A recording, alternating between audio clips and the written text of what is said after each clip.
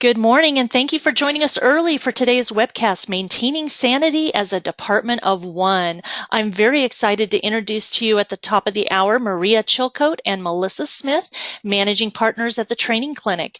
We have a few exciting announcements and some housekeeping items before we start the program. So if you haven't gone to insurancetrainers.org to check out the schedule for the annual conference at the Weston Riverwalk in San Antonio, I encourage you to do that today and get registered right away. That's going to be June 17th to the 21st. We have some awesome keynotes. Lou Russell, who's going to talk about project charters, and then to bring a little humor about change, Jan McGinnis is another keynote, finding the funny in change, and then some great activities we're going to be doing in a special event at the Alamo the Saturday night prior to the conference kickoff. It's always great to have these networking events, and then a couple of risk management tours at the end of the conference. The tower there is, and then also a river tour. So we hope you can join us this year. San Antonio is just a great town, and hope to see you there. I also want to make an announcement. If you have an idea or someone who you think should be presenting a webinar for site members, just have them contact me. We have RJ Malhotra coming up on March 31st. She's a learning and performance consultant at Nationwide, and she's going to get into the details of hosting effective SME sessions, subject matter expert sessions. Got to grab all that knowledge out of our subject matter experts. So join us on March 31st if you can.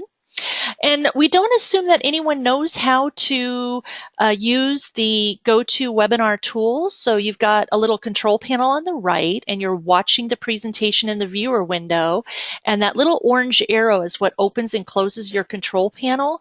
And if you click the view menu at the top, you can uncheck the auto hide control panel, and that will keep this control panel open during the session, because Maria and Melissa are going to be chatting out things to you in this question box, and you're going to be using the question box to communicate. So we want you to have this open. If you did not print the self-assessment, it's in the handout section. So I would strongly encourage you to print that out now, because we're going to go over that, and really great information. Most of you, it looks like, are dialing in using speakers, maybe a headset. We hope you're using a headset, because we want to hear from you today. So we'll unmute your line. Right now, you're all on mute, so we don't have to worry about your background noise, and we'll always announce when we're going to unmute your particular line, and we want to hear from you. So don't be shy today. We're all trainers and educators. If you are having trouble with the VoIP, voice over internet, using the internet connection, if you're on a wireless, you could easily switch to the telephone by clicking on that radio button. Just make sure you put in the audio pin, because that's what allows us to mute you. So Evelyn, you'll want to put in your audio pin, and you just, I'll resend it to you, and then you just type in pound and the audio pin, and then pound, and it will turn your mic to green so that I could unmute you during the session. All right, there's the question box. So everyone, Teresa's already weighed in using the question box. Tell us what the weather's like where you are. Use the question box. Sue has already used the question box, and she's brought a group with her. So welcome, Kurt, Brad, Sue, Angela, Tara. I'm so happy you guys are here. So Sue's going to be speaking for the group. This is great. All right. And then finally, we use the little raise hand button. So everyone raise your hand if you're ready to go. All right. Ashley, Sandra, Teresa, Terry, Ann, Deborah, Lisa. Not everyone's ready. Okay, we'll keep on going. We'll keep on going. One final comment. If you are a guest here today, we're excited that you joined us. We want you to consider ways to get involved with SITE, whether it's by joining SITE as a member, or if you're a member, finding a way to grow more with SITE by getting involved.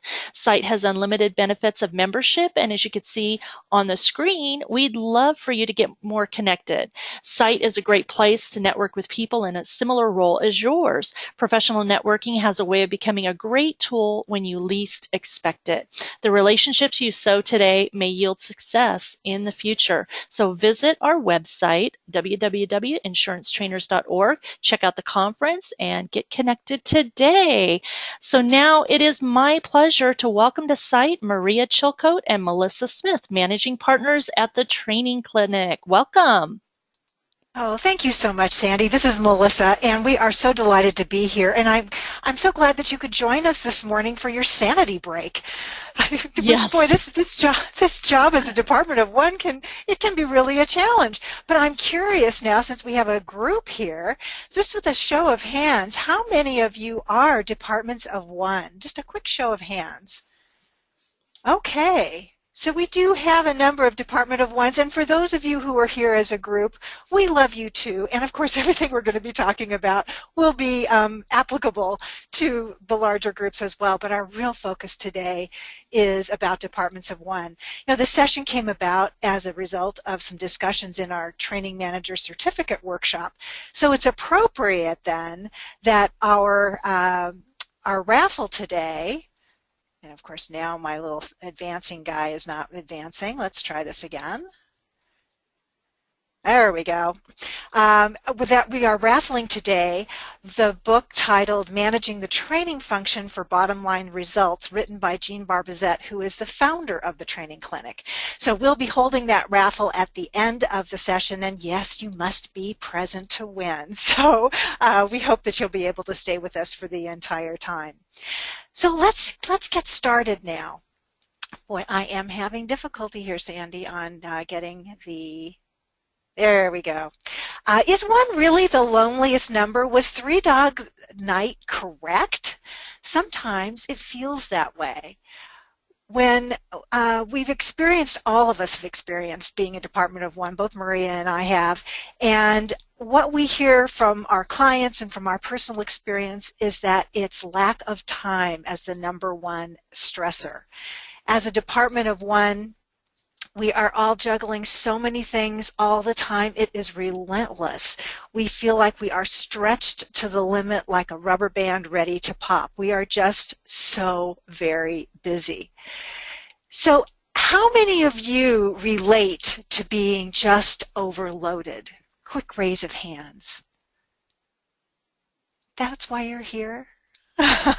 Okay, thank you.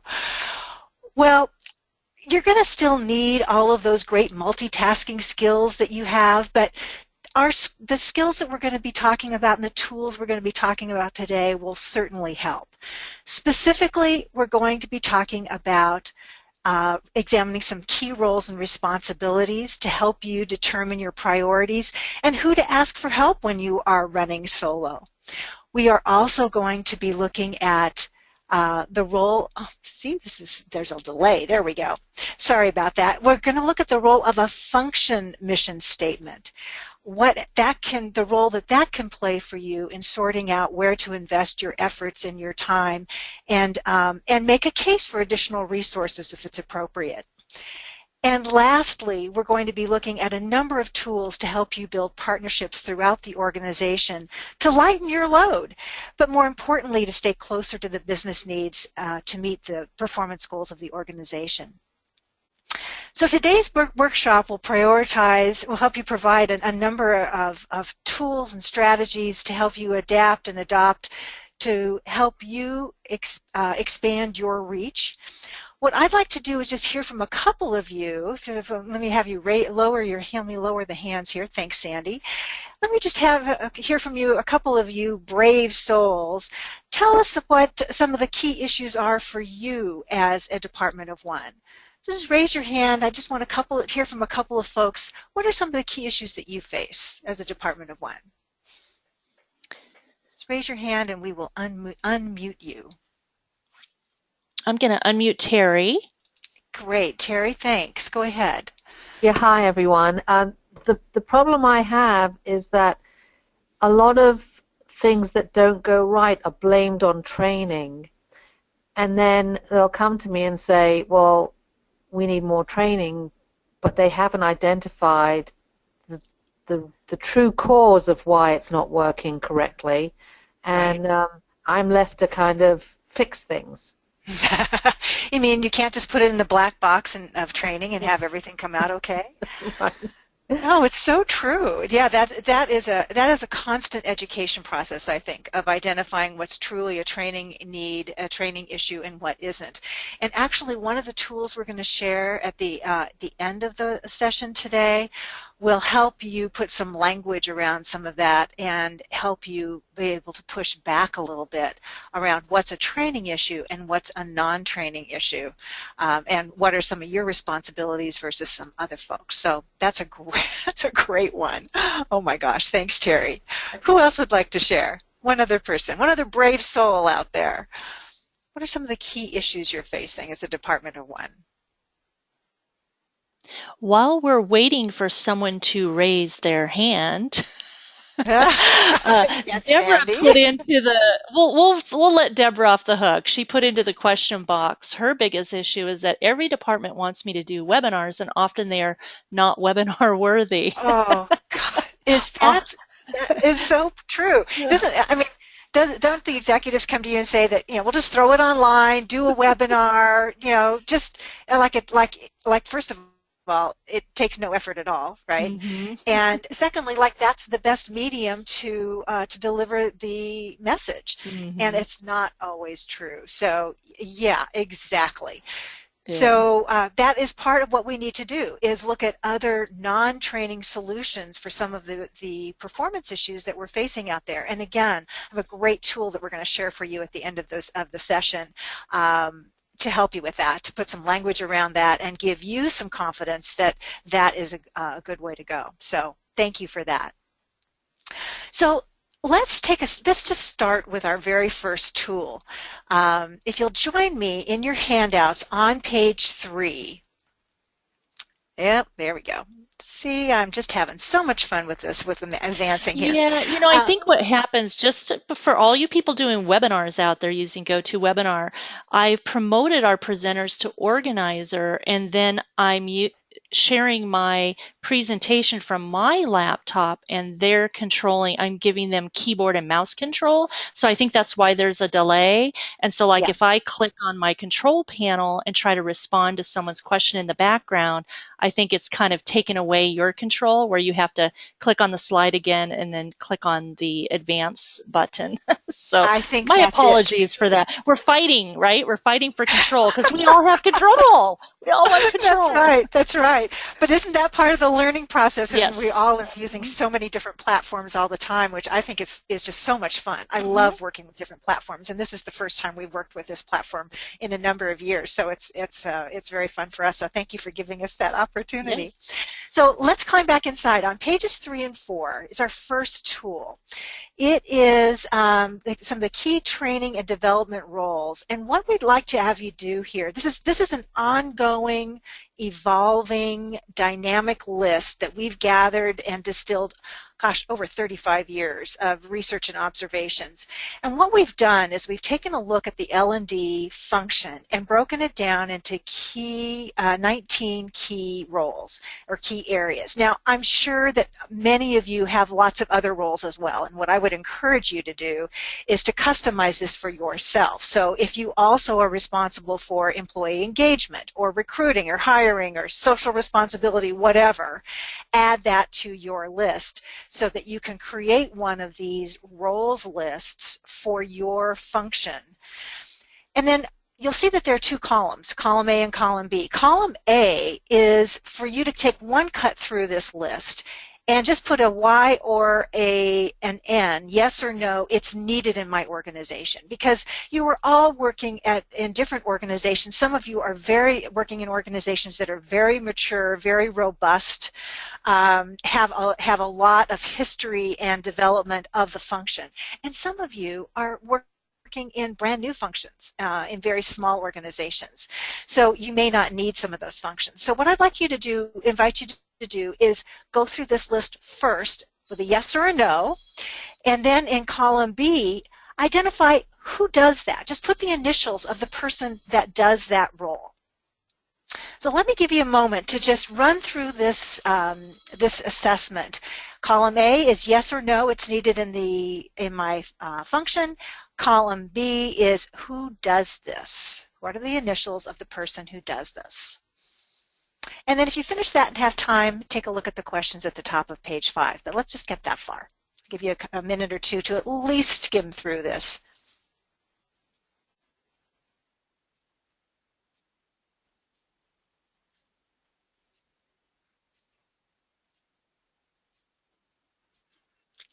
Now, I know some of you had the opportunity to zip through this list when we got the handout yesterday.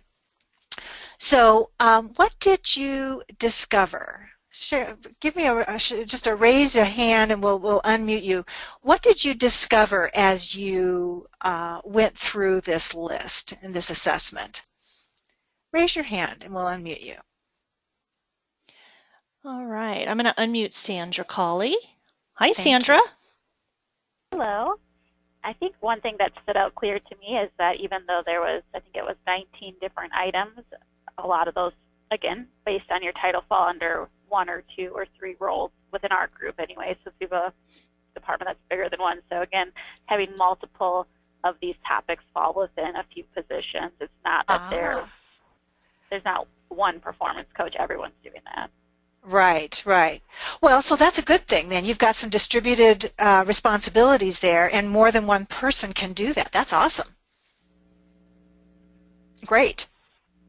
How about the, were any of the roles not needed in your organization?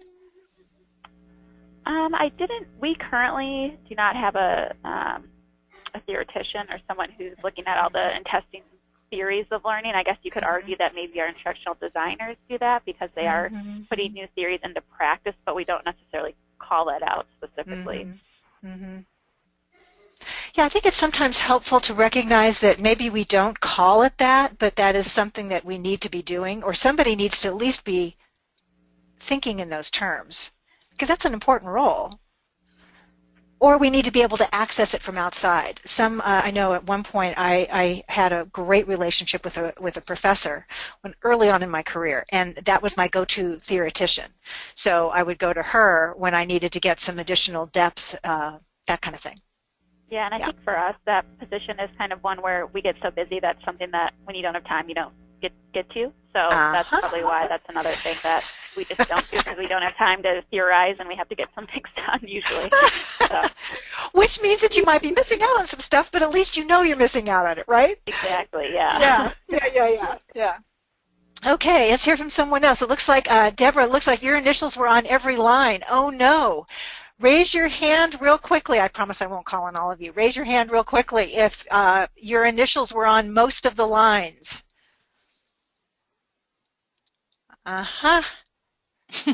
So a number of you, yes. You know, I think we've got to be careful of that. If it's needed and no one is performing the role, or if it's always you, what I think is especially helpful about an assessment like this is it helps you to think outside the box to identify who you can tap to help accomplish that role. You know, are there other people, are there subject matter experts or managers who could help you with facilitating? Is public relations or advertising or marketing, could they help you with a marketer role? Could IT help you with some of the learning technology stuff? So how can you reach out to other folks, tap other folks in your organization to get some of this work done and to help you reprioritize what's really important? What are the critical things that I've got to do as a department of one to accomplish the performance goals? What roles did you notice were missing? You can just raise your hand and we'll give you the mic. What roles did you notice that were missing?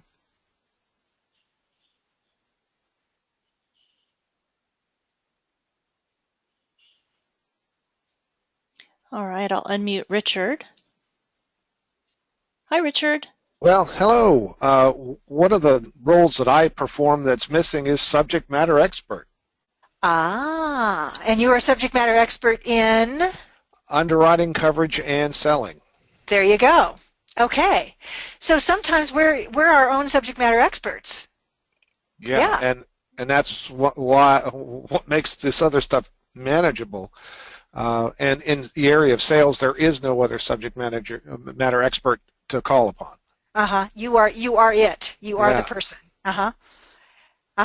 Excellent. So that might be something that you would want to add in your version of this tool. Yeah. Excellent. Thank you. So how could you use a tool like this to inform you around what to ask for? How can a tool like this can be helpful for you? Well, it's useful to know the roles that I'm playing and then to prioritize them. Because some are more important, at least on the short-term basis, than others, and That's right. and to communicate what the role means. Because part of my frustration is everyone just assumes everything's under control, but they have no idea what that is. That's right. That's right. Yeah, I think this helps give you some language, and in a way, because we don't do it often enough, we don't toot our own horns, right? I mean, we never talk about all the things that we do. This gives us some language around what that might look like, and so hopefully that will help that. Good. And it looks like, thank you so much, Richard. I appreciate your input. Thank and you. Sandra, it looks like Sandra wrote in that on top of theoretician, she'd add marketer as missing from the group, and knowledge manager. So again, the question for you is, how can you use this information to improve the functionality of the function? I can't believe I said that. To improve the way you operate in your function, and what you might need, what you might choose to ask for or get some help with along the way.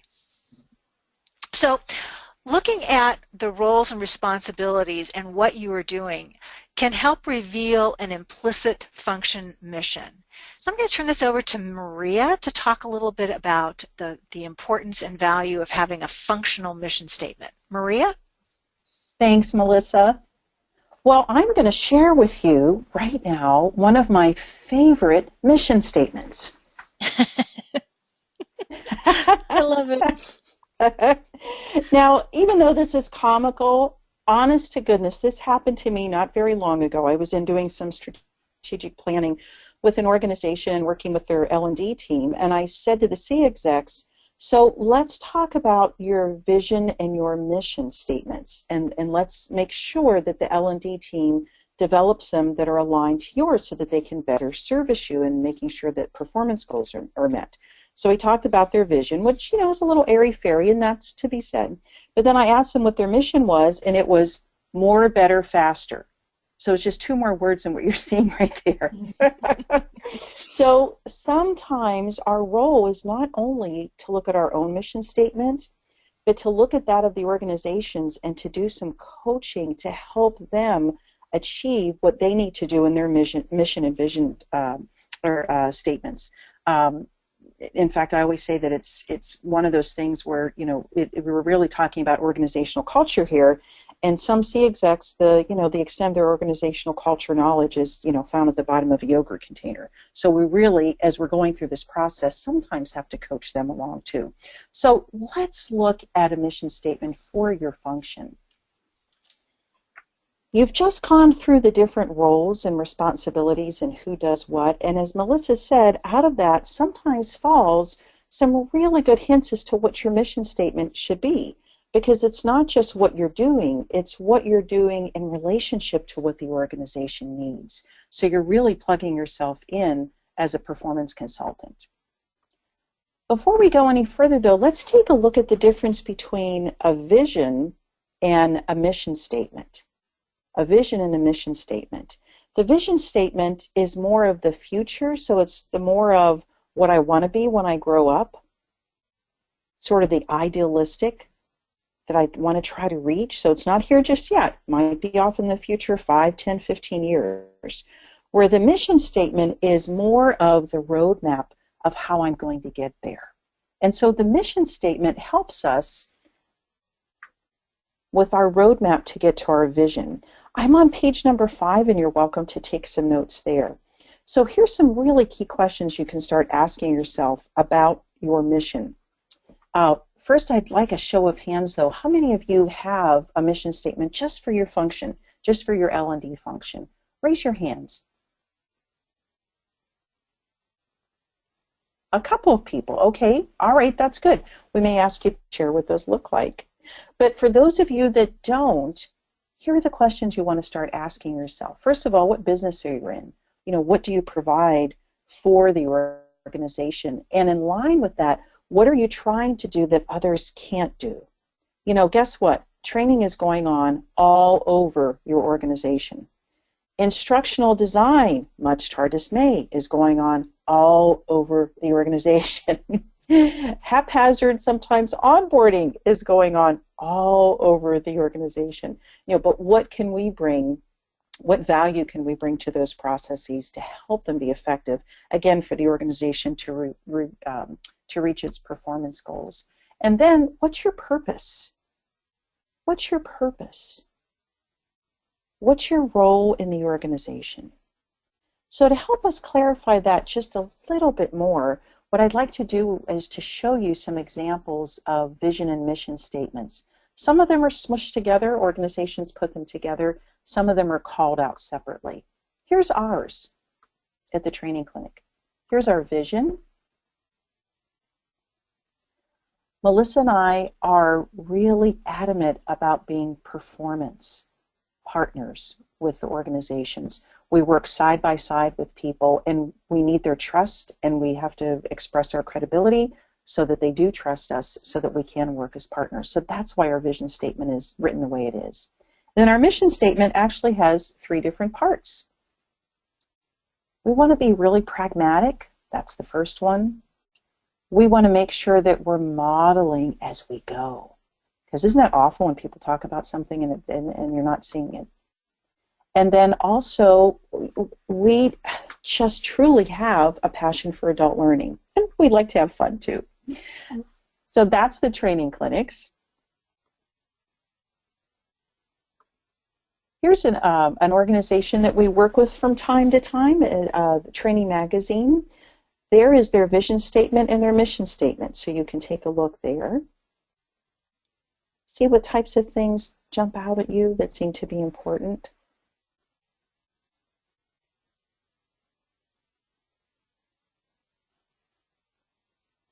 This is a little longer one, a company that we've worked with. Again, these are the learning functions mission statements.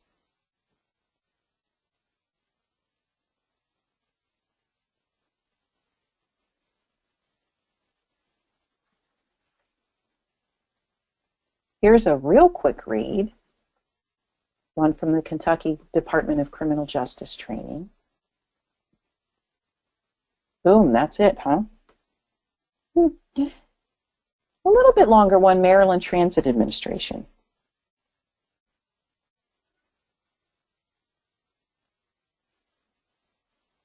So as you're taking a look at these mission statements, I'd like to hear from you. What were some things that you noticed? For those of you that have one, what are some things that you noticed that you have in yours? For those of you that don't have a mission statement, what are some things that you noticed, both good and maybe not so good, about the vision and mission statements we just shared with you? Raise your hand and Sandy will grant you the mic. Some observations from what you just saw, both positive and negative.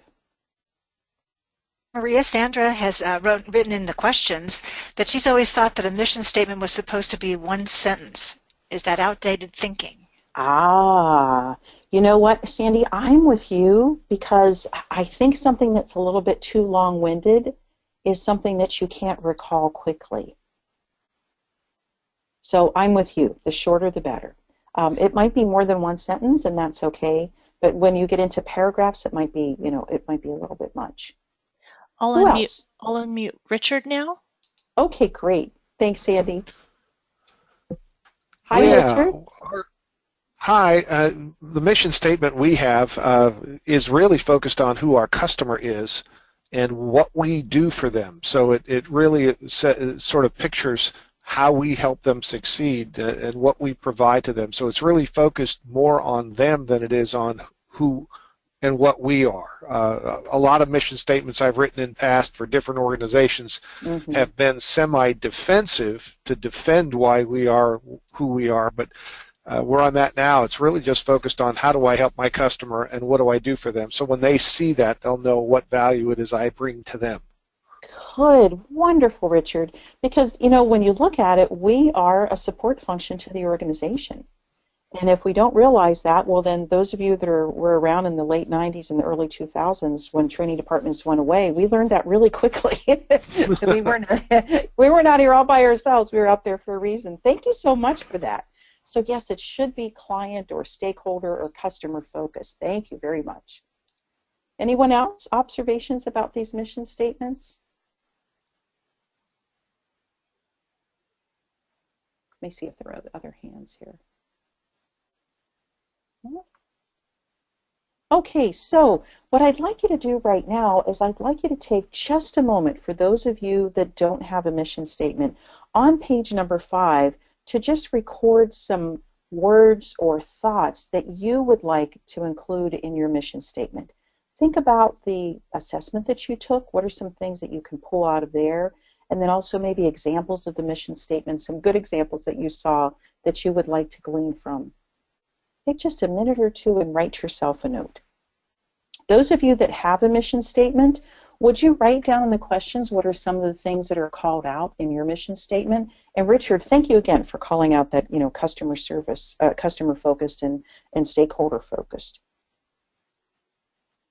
So again, if you don't have a mission statement, jot down a couple ideas that you have about some words or phrases or even the feel that you want it to have. And if you do have one, please write down in the questions what are some things that you included in your mission statement. You have in your mission statement. Deborah, focused on outcomes. Great. Yeah, what we're producing. Again, what we can do that no one else can do.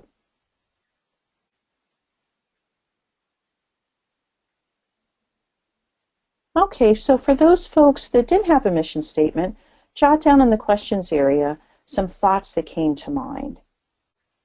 What are some things that you'd like to include? Words, phrases, even a sense or a feeling that you want to evoke with your mission statement.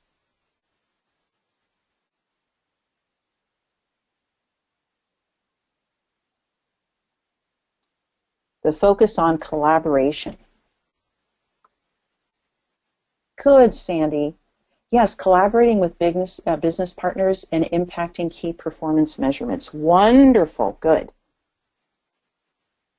Because again, if we're out there doing everything and not collaborating, then we're not educating people along the way about performance. We're really the key holders of what this performance management stuff is all about. So we really have to collaborate and pull people along with us as we're going. Great. Richard, enablement, thank you for that. And again, we can't be doing everything, especially if we're departments of one. All right, thank you for that feedback. What questions do you have on writing a mission statement?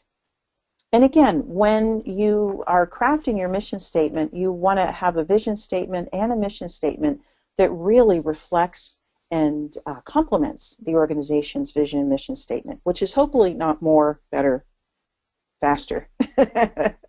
Questions you have, just type them down in the questions area or raise your hand and you can take the mic.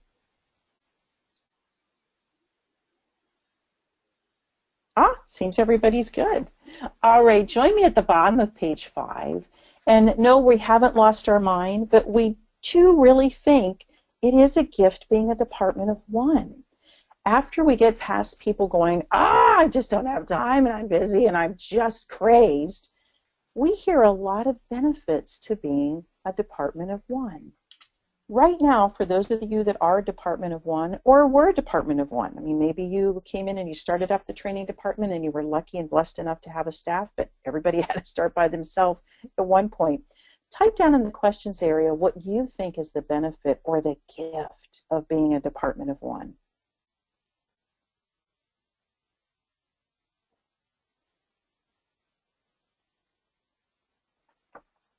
What do you see as the benefit or the gift as being the department of one? You can raise your hand and take the mic also. I saw Lisa raise her hand, but I don't know if she was serious because she lowered her hand. So raise your hand again if you want. Oh, Teresa. Teresa wants to share something. So let me unmute Teresa. Hi, Teresa. Hi. Hi, everyone. If you know my current status, you know that there is nothing more true of being a department of one than being retired from a big corporation and now working from home. So the benefit of that, and I love the words here that it's a gift, is the control of the pace. You know, in big companies, there's so many partners, and really this document has so much value. And so that little tiny space right there about the gift, I would say that the gift is being able to control the pace a little bit better. You know, you move fast, the harder you work, the more you work. You got a little more, you know, if it's just me, you got a little more control over the pace. Oh, I love it, Teresa. It's a little bit of an adjustment, but once you get used to it, you really do uncover those benefits. Thank you for that. So you're able to control the pace, you're able to control not what's coming in, but what you do with it once it comes in also. Yes, ma'am. Thank you so much for that, Teresa. Who else? What are some gifts that you see as a Department of One? Anyone else raise your hand or type into the questions area? One of the things that I always saw as a gift of being a Department of One, and Melissa and I have both done it several times because we were, the only person brought in to start up a training department in several organizations, is that I was able to physically go out and touch people developmental-wise sooner because I had to. It was just me. And so when it came to delivering a training program, I wasn't doing all of them. I went and trained some SMEs and made them into some good, solid facilitators. And along the way, what happened was I was getting to them developmentally and making them better overall employees, supervisors, managers by giving them a gift of training and facilitation. So as you're going along and figuring out your role and your mission, also identify what those gifts are. What are those gifts, and then what are the gifts you can give back to the organization? I like Ashley's comment. I have the best boss. Wonderful. Good. Yeah, and Lisa, quicker decisions, which is great. That's right, Deborah. Everybody respects your authority. I love it. Oh, and Richard, thank you for that too. It makes you can do what makes sense to you. Yeah, you don't have to answer to anybody because you're the one making the decisions. Well, thank you so much for that. And one of the things I alluded to was using outside resources to help you. And one of those is using our SME. So I'm going to turn it over to Melissa right now, and she'll be talking about how do we best prepare those SMEs. Oh, thank you so much, Maria. I love the fact that in a couple of weeks you have a resource talking specifically about using subject matter experts. But I think that this is a key partnership for departments of one that you may want to develop. How many of you, raise a hand, how many of you work with subject matter experts as trainers? And I know Richard is the subject matter expert as well. How many of you work with subject matter experts? A couple of you. I would encourage you to really think about subject matter experts as a great resource. Let me share with you a couple of stories with subject matter experts and set the stage so that you can be successful for it. If you'll join me on page 6.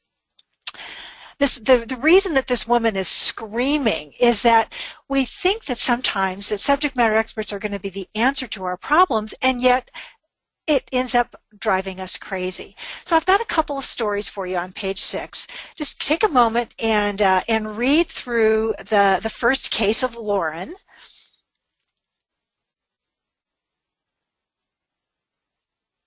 So Lauren has a lot of requests, and so she tapped her subject matter experts. But of course, when she piloted the class, she got horrible feedback. Now, how many of you sort of relate to Lauren's situation? Quick raise of hands. Quick raise of hands. How many of you relate to what Lauren faced? So a couple of you. Okay, thank you. Yeah, so what went wrong for Lauren? You can raise your hand and take the mic. What went wrong for Lauren?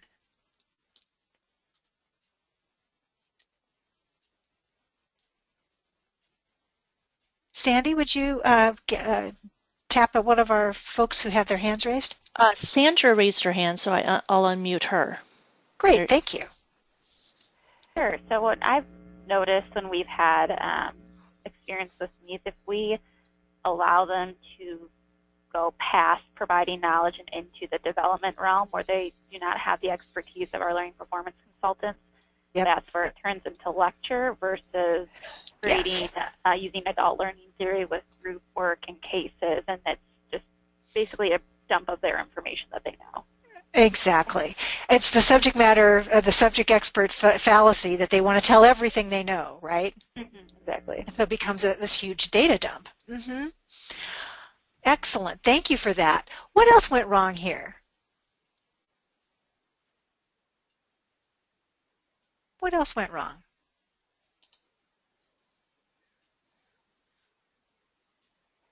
Now, Richard has commented in the questions that subject matter experts don't know how to communicate the how, even though they are functionally expert. They all have difficulty in a context. It all seems obvious to them. Absolutely.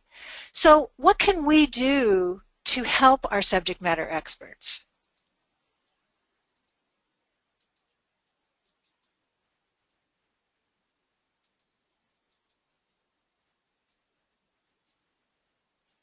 So Sandra writes, you agree with Richard, sometimes we do not set the expectations well with our subject matter experts. I think that's very true. When we recruit subject matter experts, we don't do a very good job of letting them know what that looks like and what they need to do and how we will work with them to support them. Yes, we need to train them up.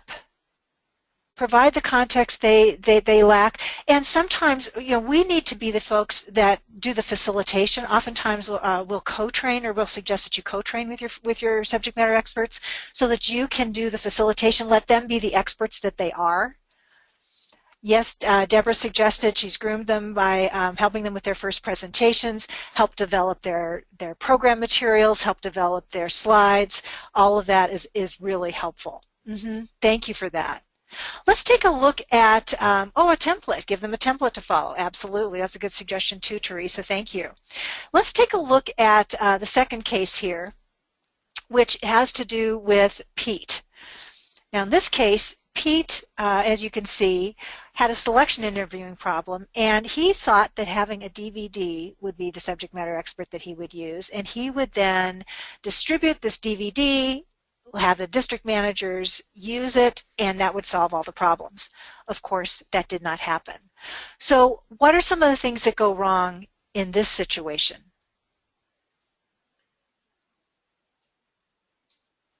You raise your hand, or you can type in the questions. What went wrong here?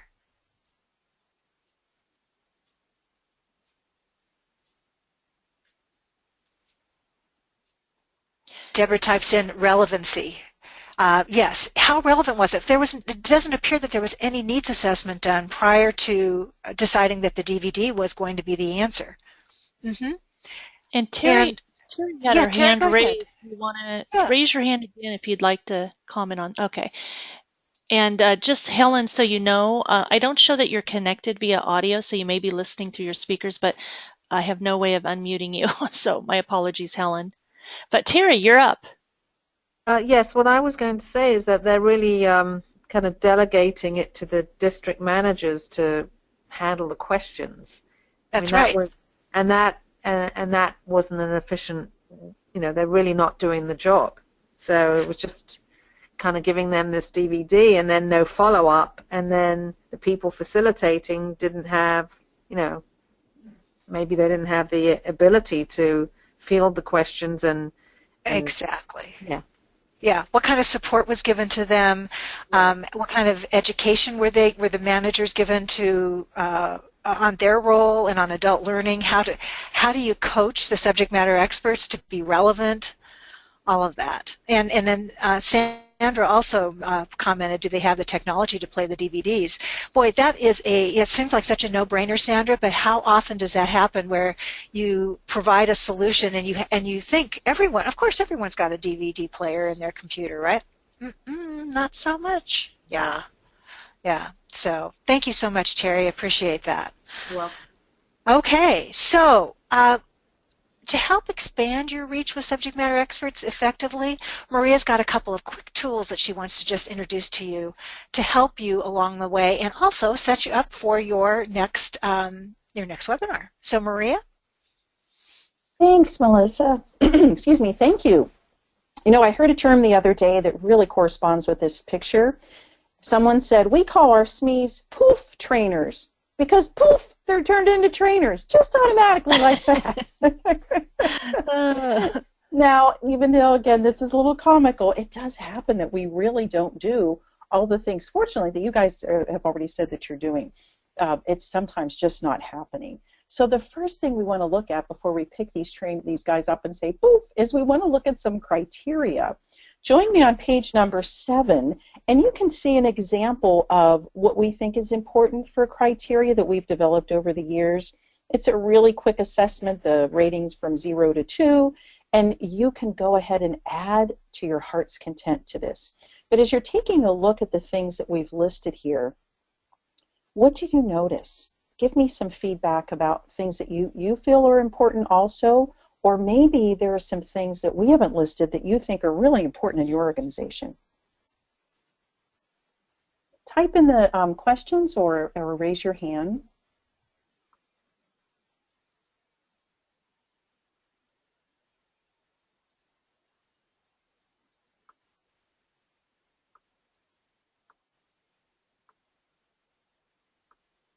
What are some things as you're looking over this that seem really important and jump out at you, and maybe some things that you'd add in your organization?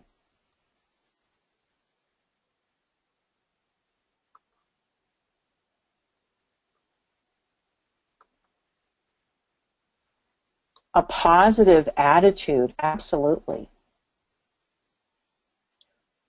Oh, and excuse me, because I just, for some reason, the questions weren't coming through, and they all popped in at once. Okay, great. So a positive attitude is really important. Relevancy, yes.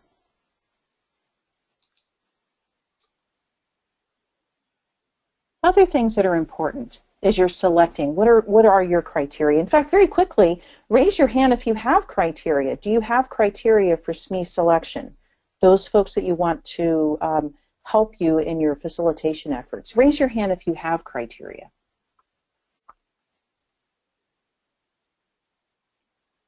Ah, okay. So it looks like we've got a little bit of a development to do. That's okay. So in looking over those, that list of criteria on page number 7, what's important? Good, thank you, Richard. Understanding the audience. Who's the target population they're training?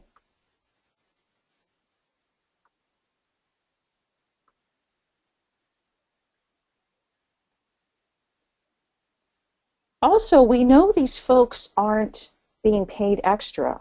In all of my 35 years of doing this, I've only found one organization that pays extra for people to be doing training in addition to their other job. So we have to make it inviting. We have to make sure that they're willing to take on an assignment and that they're also willing to invest some time in their further development too. So when we're taking a look at criteria, the next step is, and let me ask you this, who are the people that you should get involved in looking at this criteria?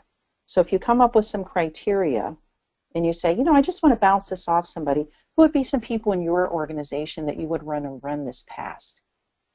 Either take the mic or type in the questions. Who would be some people you'd want to run this criteria past?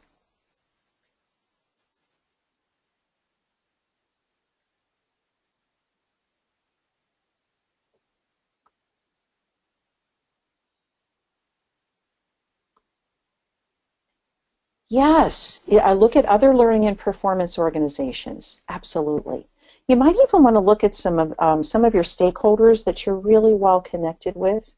And one more tip as you're looking for criteria and you're about to go out and select those SMEs is that oftentimes you think, oh, I guess I should get the head of the department, right? But the head of the department might not be someone with the greatest presence, and there may be somebody else in their department that would make a better facilitator. So my sort of go-to phrase when I was in that situation in organizations is I would go to the head of the department and I'd say, I have a great developmental opportunity for someone on your staff. Who do you think on your staff could really benefit from this opportunity? So you sort of bypass that altogether. Okay, once you've taken a look at criteria then and really figured out for my organization what makes sense, then we have for you a great list on how can you continue to partner with these folks in development and provide the tools and the skills that they need to be an effective facilitator. So take a look at the list that we've provided on page number 8. And what are those things that really jump out at you there? I've selected them, and now I want to really develop them. What are some things that I want to make sure that I hit on? Either take the mic, put your hand up to get mic access, or type down in questions. What are some things that jump out at you at that list on page number 8?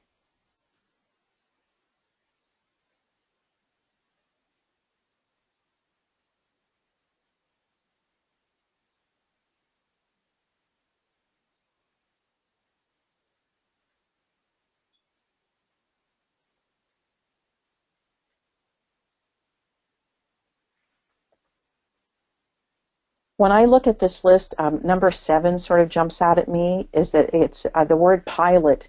I could never pilot anything. I grew up in retail. We were lucky if we got to put something on. But it's extremely important to pilot the program with the SMEs because they need to experience the training as a learner first before you put them into facilitation skills. Really important. And I know Lisa had her hand raised, and Lisa, be brave and take a chance. We don't care if we hear anything in the background, so I'm going to unmute your line and at least say hello. Hi, Lisa. I'm not sure you can hear me because I don't have a headset on. Yep, we can hear you. First of all, hello to everybody. So I think the thing that strikes me is planning for the SME to be successful, taking the time to do that, train the trainer, making sure that they understand those, not just the subject matter expert that we talked about earlier, but having the time to understand the instructor role. Oh, great, Lisa. Thank you for that. Yes, they need to have the facilitation skills, the adult learning, the presence in the classroom, how to present something and manage the classroom and handle disruptive participants, because we make it look easy, they think it's easy, and we don't come out of the womb doing this stuff. There's an art and a science behind what we do. So thank you so much for that, Lisa. Sandra says that all of the SMEs are temporary and you rarely have the same ones. Yeah, you do need to think about that. Because who are they representing? They're representing you. So how can you best capitalize on the time that you have with them so that you can give them what they need?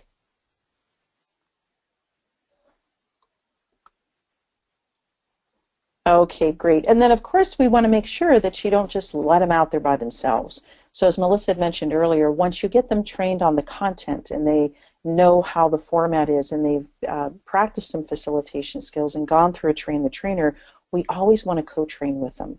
And then we want to have them train and having us as they're providing feedback for them. So let's talk a little bit more about partnerships and making all of this happen and making our job easier as a department of one. I'm going to turn it back to Melissa. Thank you. Thanks so much, Maria. So, at the core of everything we've been talking about here as survival, having some sanity as a department of one, it's really about expanding your reach and developing partnerships. So if you'll join me on page 9, we have a 3-way partnership sort of chart that's set up to identify some of the roles and activities to help you create that partnership. And I think that this is really critical to begin to think about how do you create some of these relationships. Now, if you look at the way this is set up, you'll see that there is a time frame before, during, and after a given intervention. It's not necessarily training. So before, during, or after, and then the roles of the supervisor, the role of yourself as a performance consultant, and that of the learner. So as you take a look at this tool, what do you notice? And I know, Terry, thank you for asking that question. What does KSA stand for? KSA stands for Knowledge, Skills, and Attitudes. Thank you. So what do you notice as you look at this chart?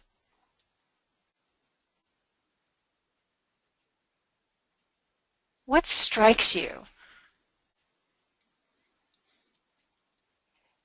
Now you can type in questions or you can raise your hand to take the mic.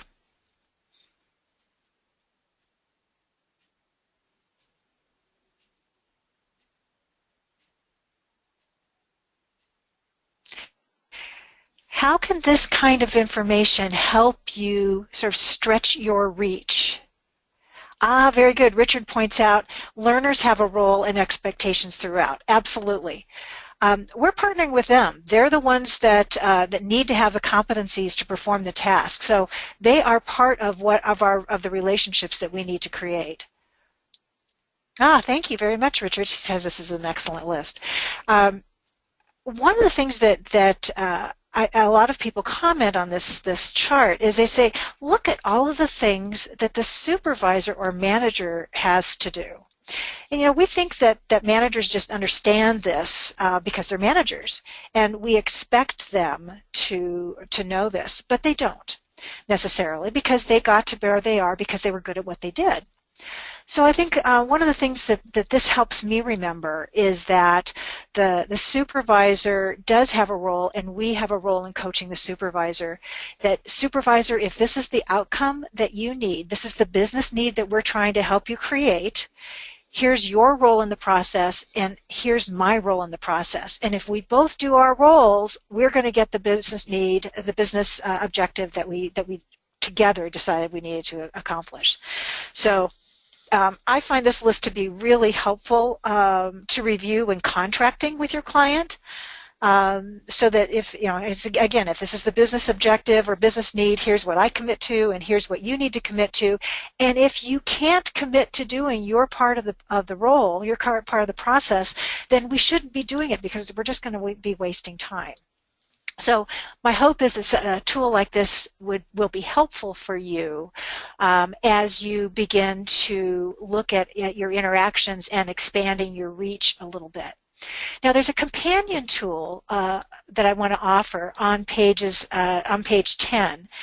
It identifies barriers to performance. If you'll notice the way this is set up, got physical, emotional, and intellectual barriers, and then personal, environmental, and informational barriers. So you've got, again, a 9-grid chart. When you look at this chart, where do you see training specifically having the biggest impact? You can type in questions or you can take the mic. Where do you see training having the biggest impact?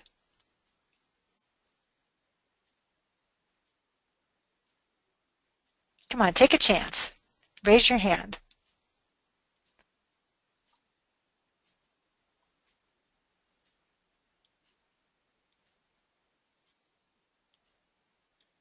Where do you see training having the biggest impact?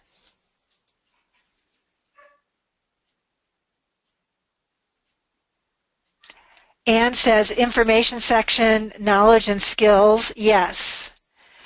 Yes, that's really where we can provide the biggest gift from a training standpoint, is in the knowledge and skills area. All those other barriers are really important for us to be aware of, but they may not require a training solution, which leads me to a companion page on page 11. On page 11, you'll find suggested non-training solutions. And once again, I'm getting a little bit of a delay here. Sandy, can you help me advance the slide? Thank you. There we go. On page 11, now this is set up in the same format as the page before. So you can just map the problem to the non-training solution. So my hope is that having a page like this will help make it more manageable for you to meet the need with a non-training solution, and therefore duplicating or maximizing your time around where, how you spend your time as a department of one. Now, a couple of questions have come in the question box. Do we offer these as a consultative solution to your sponsor? Absolutely, Richard, you do.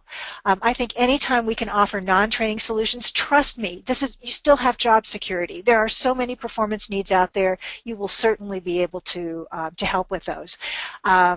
Having non-training solutions in addition to the training solutions can be very helpful. Okay, good. I'm so glad several folks have typed in that you love these tools, that they're great. We are really close to the end of our time together, so let me just offer a couple of quick. There we go. A couple of tips from the trenches. One of the things we noticed is when we were having this last conversation around this topic with our training managers, is that it really falls into what I call the 4 Ps. That we need to, first of all, prioritize our time. That was the roles and responsibilities, and the mission statement helps us prioritize our activities and our time. We need to partner with folks in the organization, managers, subject matter experts, other folks who can help us get the job done to meet the performance needs. That might be IT, it might be whoever. So the roles and responsibilities might help inform that, as well as your mission statement. Certainly paying attention to your subject matter experts as a way of expanding your reach can be helpful. The third P is to promote the training, promote your services. It's not just training, it's learning and development, it's all of the ways that we can provide performance support in the organization. So promote all of the results that you are getting. And last but not least is to protect. Protect your own energy, protect yourself, because it's really easy as a department of one to get in over your head and find yourself at midnight working on a class for the next day because you have overcommitted. So protect yourself. You deserve to be able to perform at your best, and maybe, hopefully, some of these tools will help you do that. So let's wrap up. Where we've been is to examine the roles and responsibilities, to develop your own functional training mission statement, and we've looked at several tools to help you build some of those partnerships. So it's about time now for us to do the raffle, and I know, Sandy, you had identified a great way of doing that. Yes. How did you want to do that? So I talked to Maria and Melissa prior to the event, and I picked a number between 1 and 100. I told them what the number was. So to be entered into the raffle or the drawing for the book, I would just enter in a number that comes to the top of your mind between 1 and 100, enter it into the question box, and the person who comes closest to the number wins. Okay, they're coming in. I like it. And hopefully we can get everyone to weigh in the question box. Use your question box. The orange arrow is what opens up the question box. I think we got everyone in, and the number was 73. So Richard Hart is the one. He put 77. So Richard, I'll send you an email after the event to get your physical address so that we can send the book. And tell us a little bit about the book. The book has let me advance ourselves here to the slides here. The book is Managing the Training Function for Bottom Line Results. Jean Barbazette's the founder of the training clinic, and she basically pulled together in this book a wealth of information about how training functions operate and how to make the most of it. Everything from performance consulting to assessing performance issues to being a department of one, to helping set up systems in the organization for transfer of learning, for how you develop staff, both instructional designers as well as facilitators. Mm-hmm. And even things like reporting relationships. whether you report centralized or decentralized. So it's got some really nice resources. So Richard, I hope that you enjoy that it's a useful tool for you. And my apologies to you all for us being a little behind time, but thank you so much for joining us today.